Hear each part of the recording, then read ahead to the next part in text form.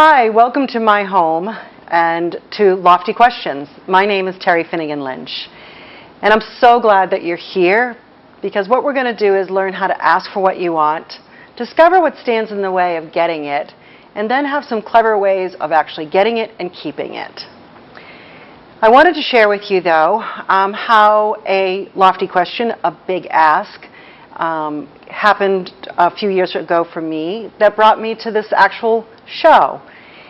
So I have been on this journey for about 17 years now, from despair of chronic alcoholism to this beautiful, abundant life that I live. And I learned along the way how to ask for what I want. And I also ended up going to nursing school and becoming a cardiology nurse. And that's where this story begins.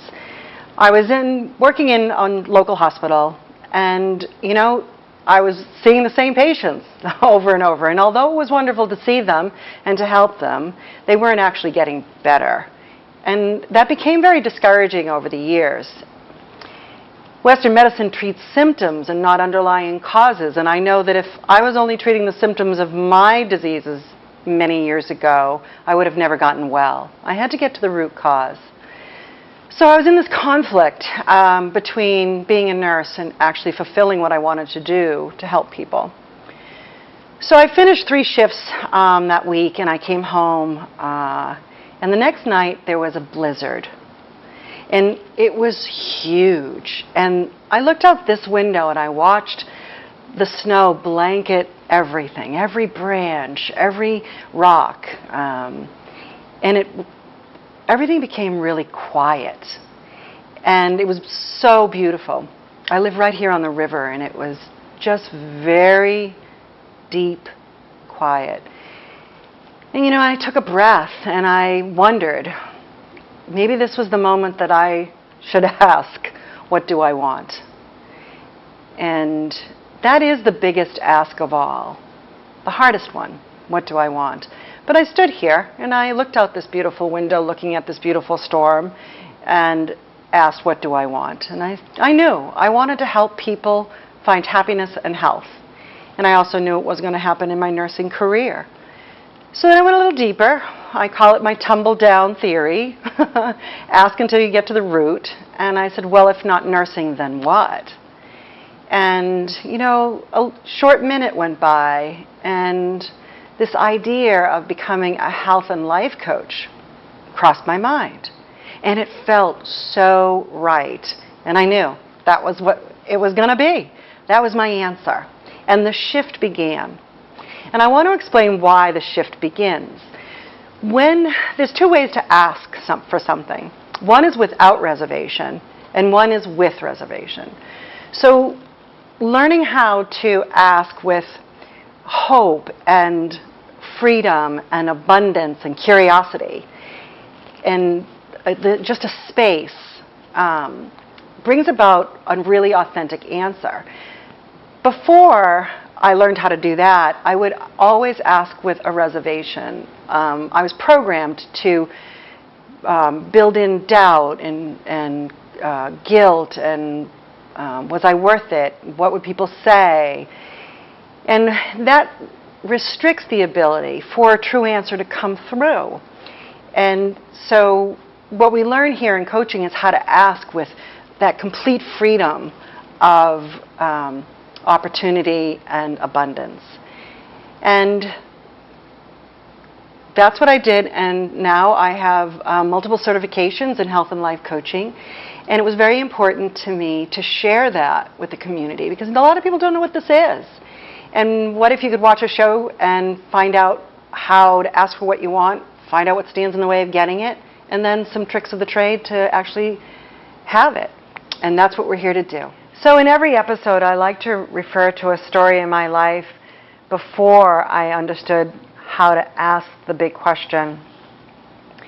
And this one is about a time when I felt really devastated in trying to stay safe while drinking alcoholically.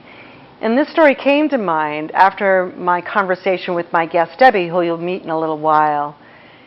She was telling me about her life, and a thread that I heard was this feeling of being devastated. And I knew I knew that feeling. And so I wanted to share on this episode what that was like for me, because not only does she feel it, I feel it, but we both can overcome it.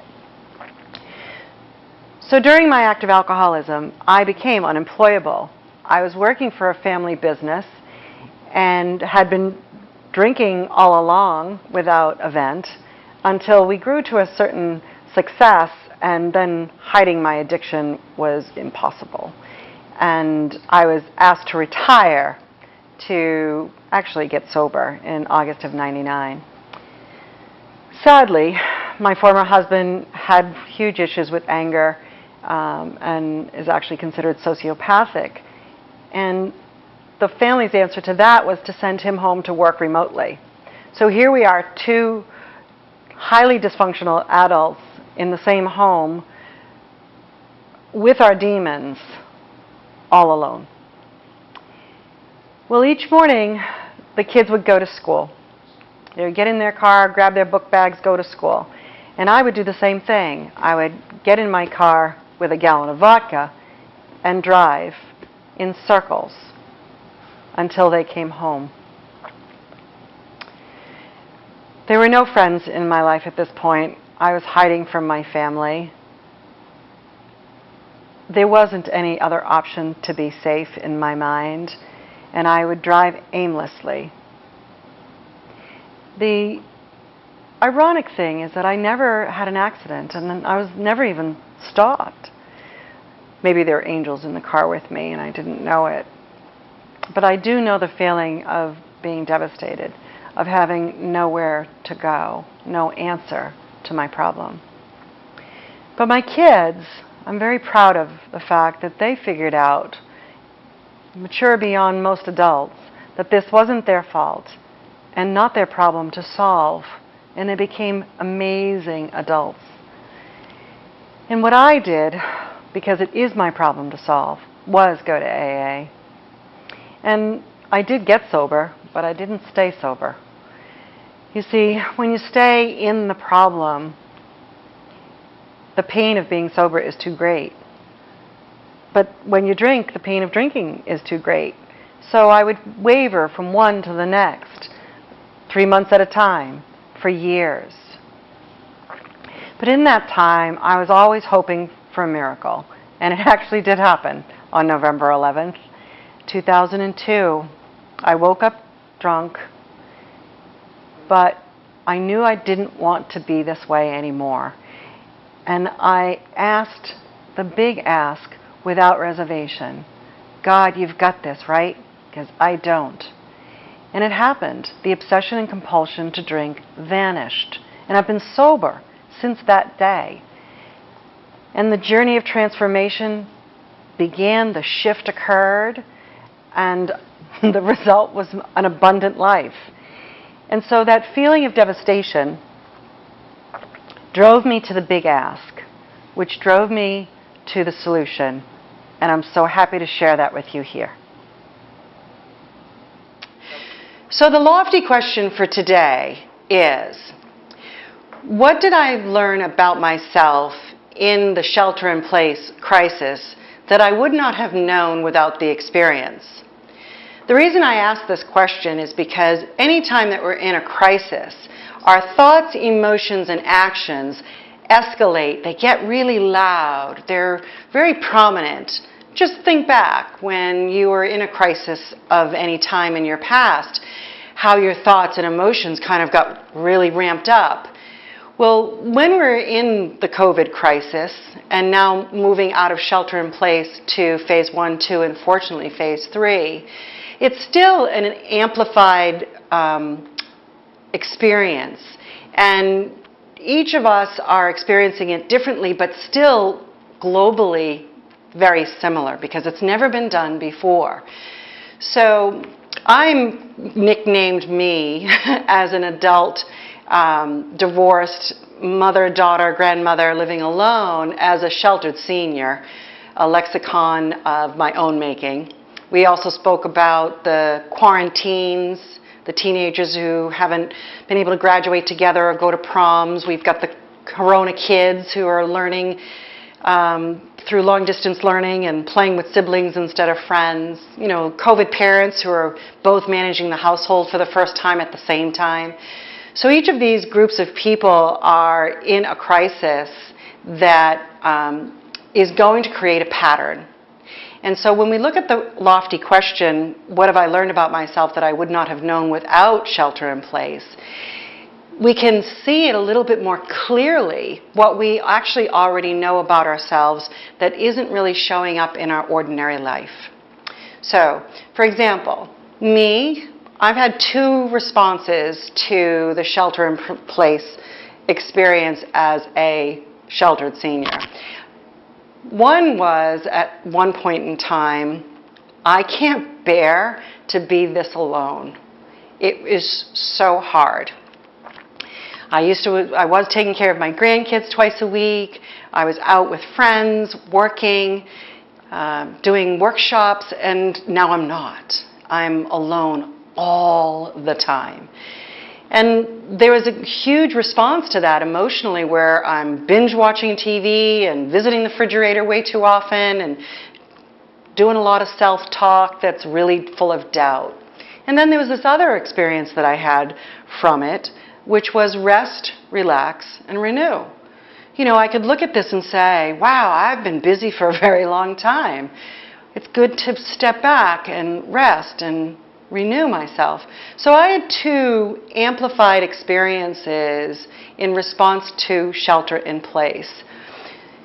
So I'm learning about myself that these things are indicative of how I was responding to my world prior to the crisis, but not really paying attention. So I asked myself about this loneliness. What do I want to do about it? What's my big ask? I'm 62 years old. I live alone. What am I going to do about this? And the answer was, and I have a new friend in my family. I have a proud mama of a puppy. And I gave it a lot of thought, not just a random decision, but I knew that my heart needed some love that I wasn't getting in the steady state of regular life. But in the crisis of COVID, I learned something about myself that I needed to know. I need to take care of this part of me that's very uncared for. And that's what I really want us to each ask ourselves. What is the message that you're getting about your life that only COVID has made you aware of? Only being that shelter in place. Do you like your job? Do you not like your job? How well do you get along with your partner? What do you know more about your kids that you're so grateful to know? What did you learn about yourself that you would not have known without this experience? So we were in a global pause with shelter in place. And with that, it gave us that moment to ask, what are my choices? And from there, choices create change. So the paradigm I'd like to introduce today, also related to the COVID crisis and moving into phase 1, 2, and 3, is the meaning that someone places on an event is more relevant than the event itself. In any crisis, our thoughts, emotions, and actions get louder. They get amplified. The crisis makes them more volatile. And if you think back in any time in your life when there was a crisis, you'll see that pattern. So this is my meaning. I cannot stand to be this alone for this much time. And my actions in response to that was I'm binge watching television, I'm binge visiting the refrigerator, and I'm starting to talk badly to myself about who I am and what I'm doing. But another meaning that I experienced at the same time, in the same event, was much more pleasant. It was rest, relax, and renew. And the meaning behind that was, in my everyday life, I'm running and running and running, and I don't rest, relax, and renew very often. This is a beautiful opportunity for me to invite that purpose into my life. So I had two different meanings to the same event. And when I take the opportunity to pause and look at those, I can understand that pattern that I was so aware of in shelter in place actually exists all the time in my life. I just don't hear it because it's softer. The point of this is that had I not had this crisis where the loneliness was amplified, I may never have actually asked, what more do I want to meet that need? And that's the point of looking at a crisis, looking for the patterns, asking for what you want, taking a moment to pause to figure it out, and then taking an action. So Deb, welcome to Lofty Questions, and thank you so much for joining me and us today. It's truly a very special experience when someone is willing to join us in this quest to ask the big questions, the lofty questions, and who brilliantly applies what it is. And I'm so delighted for the shift that I experienced through your shift of our first conversation and the information we shared and where you are today, which was, 2 weeks ago, 3 weeks ago? So it's really amazing what's possible in our process of coaching client and asking lofty questions in a very safe place. Right. A safe place. Well, I think the whole thing is COVID is a time where questions get, as you said, amplified. And I think not only that, the questions I had are really deep-seated, because you got to remember the questions I had were a really big deal for different reasons too. When we are talking about death, for billions of years from the beginning of time, death is something that there's been rituals. People always had rituals around death.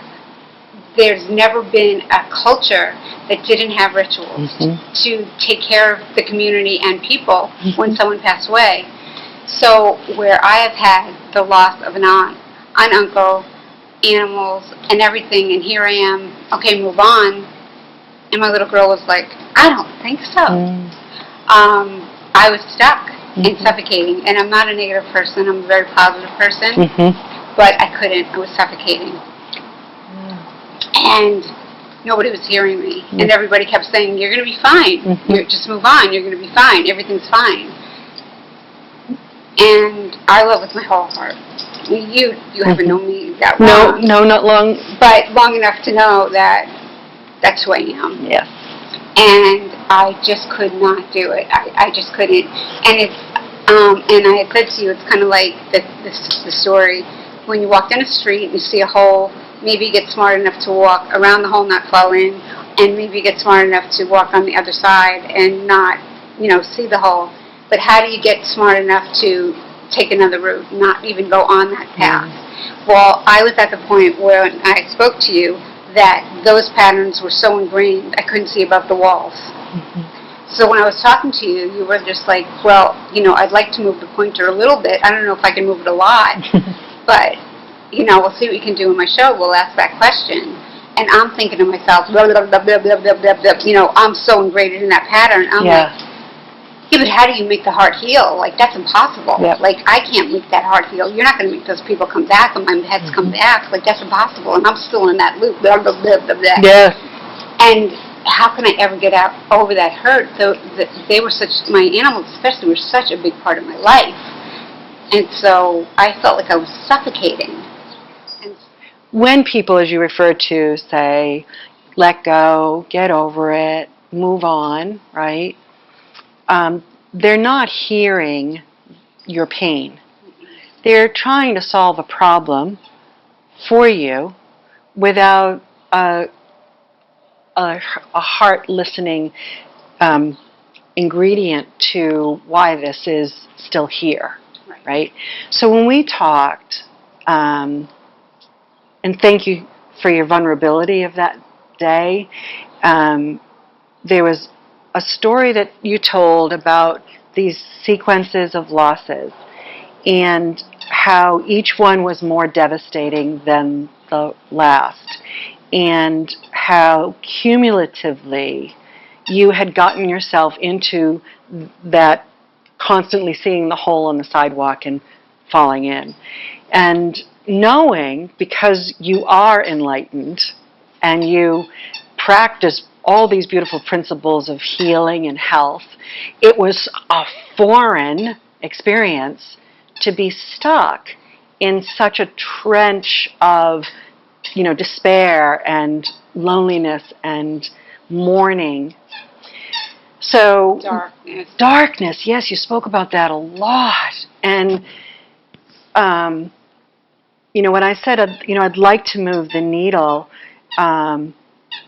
this show brought in a couple of ingredients that we used in our conversation to help you do that. That being, what did you learn about yourself that you wouldn't have known without the shelter in place? And when we introduced this idea in our conversation, what was so powerful was how loud this all got for you. How big it became, and how there wasn't an answer. And what screamed to me was, my motto is, when you're in life and there's no answer, everybody in life feels that when something's wrong with them, they're totally broken. Right. And there's no one out there that wants anything to do with them, and you're broken, and for your lost soul. And I'm the person that always says to them, stop it. Everybody in life probably has been in that place at one time, and I bet you'll draw that person if you just reach out, and they'll be able to say to you, wait a second, I have experience with that. Because this is a learning lesson. We're here to learn and share. So when you were talking to me, it was like ding, ding, ding, ding, ding, and it made me say, wait a second, you need to remember that, because there's somebody out there who probably has been in your shoes. Right. And everybody has to remember that when they are in crisis, they need to remember to reach out, because somebody has been in your shoes, and they, I bet you, will help you. Don't ever think you're broken because somebody out there has been in that bump, and they're going to reach out and help you, and then you can move on with your journey. Don't. And that's what I think what happened for me listening to you was, to tears. The sadness was palatable. I really hurt for you, and also knew that with the right questions, we could ask, what are you gaining from this despair, this isolation, this not reaching out? And it was what you just described was the answer. By not doing what was good for me, I now know how to invite people not to do what's not good for them. So you have this firsthand experience now. And I know what people feel like when they don't do it. And that's not something you had before. No, I couldn't understand why people wouldn't get help when they needed it, because it was so obvious to me that we're all here to reach out to each other. And it would blow my mind that people would ever think they're broken and not want to reach out. It really would. And there you were doing that. Yes. Doing that same thing. Right. And it didn't make any sense to me why people would do it. Right. And now I can totally relate. And now even more, I'll say to people, please don't ever feel like you shouldn't reach out, because we are all here to reach out and help each other. So it doesn't matter what is wrong with you. Please reach out, because somebody is out there that will and want to help you, make you feel better, because there's nothing wrong with you. You're just stuck in that moment. Right. So beautifully you described how you had all this loss and you were stuck there. You're in this groove that felt so compelling, yet so unlike you. Darkness and all of this, not... And deep, and walls like this. So Yeah. how do you see above the walls and have to stop that? So, what's absolutely amazing, and something I experience a lot, is that in our one conversation, you found peace, you were heard, you applied the meaning to what this event meant for you that would be different for everybody else. You can have also multiple meanings for an event, but they're more relevant than the event itself. Yes. Right? So you were able to step back and ask, who do I want to be? And because I think that you were heard and felt safe in that expression, that opened up this opportunity to say, what's next? Well, you told me how horrible and unfulfilling and no closure and no love and no connection not having a ritual was taking from you. Yes. And when we ask a lofty question like, what did I learn about myself? Rituals are important to me. That was what you learned, although you knew it, because for our entire mankind revolution of evolution, there's been rituals, right? So instead of looking at what you couldn't have, you asked, what can I do?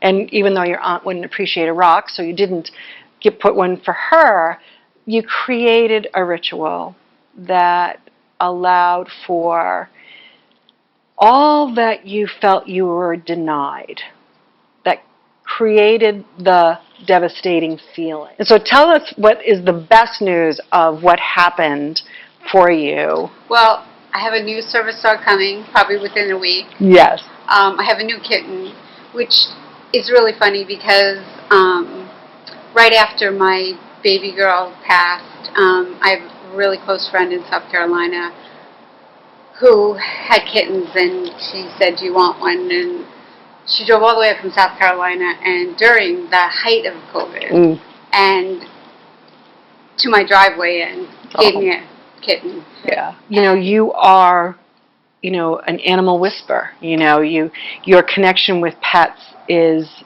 profound. And you were withdrawing from that part of you because of the pain of losing these animals before. I was nervous about getting this dog, and I had like ambivalence and right. stuff. Right. And now I'm just very excited about this dog coming, and I'm ready, and I just can't wait, and I'm just so happy about it. And I know that I will love this dog with my full heart, and I'm so happy. What I remember you telling me was when you did say yes to yourself, that I want to be who I recognize and who I remember, what I'm capable of, living in that hope and happiness, positivity and love. Other things also happened. Not only did you say in your heart yes to a new dog, but the breeder, trainer people called you. Yeah, and the dog was ready. And the dog was ready. And I think... And friends like that I haven't heard from in years, were calling me. Right. And what did your son do? And my son, was like, come see the baby. Come see the baby. And, I wasn't supposed to be able to see it because of COVID. Right. And all of a sudden he's like, I'm going to come outside and you can stand on the porch. And, it just, people reached out from all over. It was like the phone hadn't stopped ringing. And I was just, it's just like you turn a leaf and the leaf turns for you. Exactly. And so, and I really do believe that does happen in life, too. Mm-hmm. And I think because your heart needs to heal, and things when you're ready, Yeah. And it does, and it's right, because I was ready. Thank you so much for going from devastation to abundance, because now there's not a wall between the two. There's a bridge that can go back and forth. And thank you for having me on your show, and thank you for being able to meet that me, and for allowing you to know the real me. Thank you for joining us at Lofty Questions. And Deb, thank you so much for being here and being such a great guest. I hope that our show served to move your needle of change. That is the point of the Big Ask. If you have a question you'd like to share, you can send it to loftyquestions@gmail.com. We look forward to our next show and hope you'll join us then. But thank you for being here today, and have a wonderful night.